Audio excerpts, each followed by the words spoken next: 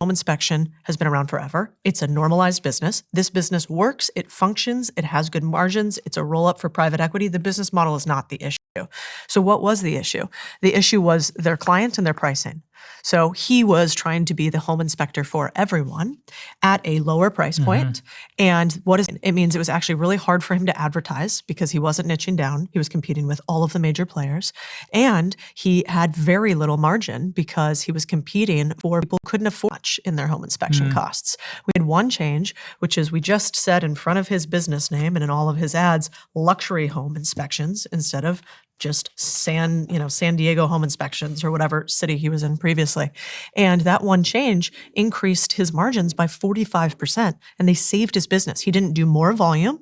He didn't hire more people. He didn't get smarter. He didn't get better. He just sold to rich people instead. And because that increased the surface area that he was covering, each house was like, I don't know, thousands of dollars instead of a couple $100 to inspect, his business was saved forever. And so I think protecting your profit is so crucial when you start a business, and nobody tells you that because it feels safer to sell things cheaply to people who don't have very much money. But there's that old adage, which is, try to work with a client and they will say, I need everything under the sun for this $50 I'm going to give you. And then go to a $50,000 client and they'll say, wire sent.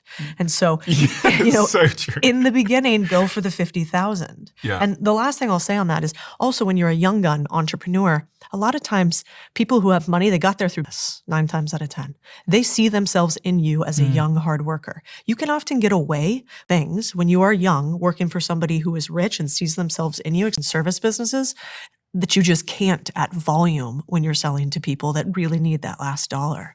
And so I think that's why most businesses go service-based business, trade your time for money in some sort of way. Then you productize the service. So now you make this so other people can run it too. And then finally, you turn it into technology, software as a service. You increase your margin at every single one or your profit at every single one.